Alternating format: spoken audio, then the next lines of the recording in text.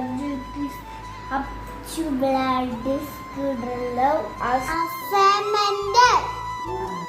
തിരക്കാണ്, നല്ല തിരക്കാണ്. അസൈൻമെൻറ്റ് എഴുതി തീർക്കാനുള്ള തിരക്കാണ്. ഏകദേശം 100 പേജ് എടുത്തെങ്ങാണ്ടാണ് അന്നാറോസിൻ്റെ അമ്മയ്ക്ക് അസൈൻമെൻറ്റ് എഴുതി തീർക്കാനുള്ളത്. രാവിലെ മേന്നിരുത് കണ്ട് അന്നാറോസും തീരുമാനിച്ചു അവൾക്കും എഴുതണം അസൈൻമെൻറ്റ്. കുഞ്ഞ് പേപ്പർ അവൾക്ക് പറ്റുന്ന പോലെ വെട്ടിയെടുത്ത് ചെയ്യാൻ തുടങ്ങി. ഞങ്ങൾ ഫുൾ സപ്പോർട്ട്. അതിൻ്റെ ഇടയ്ക്ക് ഒരുപാട് സംശയങ്ങളും. ഏകദേശം 5-6 മാസം കഴിഞ്ഞ് മരിയ മോണ്ടിസോറി കോഴ്സ് പഠിക്കാൻ തുടങ്ങിയിട്ട് അന്ന് തൊട്ട് തുടങ്ങിയതാണ് അന്നാറോസ് അസൈൻമെൻറ്റ് എഴുതാൻ വേണ്ടിയിട്ട്. അപ്പോൾ അവളുടെ നല്ല ഓർമ്മ വരുന്നതെല്ലാം അമ്മ വായിക്കുന്നു, പഠിക്കുന്നു, എഴുതുന്നു എന്നുള്ളതാണ്. അതവൾ അതേപടി കണ്ടിന്യൂ ചെയ്യുക.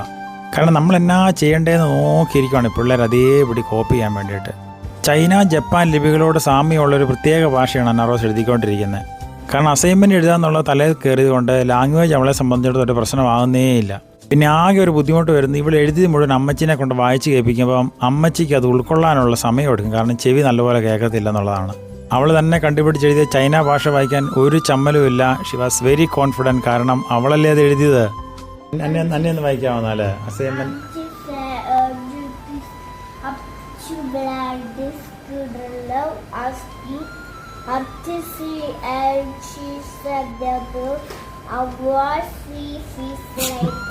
കോൺഫിഡൻ്റ് ആയിട്ട് അന്നാറോസ് വായിക്കുന്നുണ്ടല്ലോ. ചിരി ഇങ്ങനെ അടക്കി പിടിച്ച് ഞാൻ കേട്ടിരുന്നേ.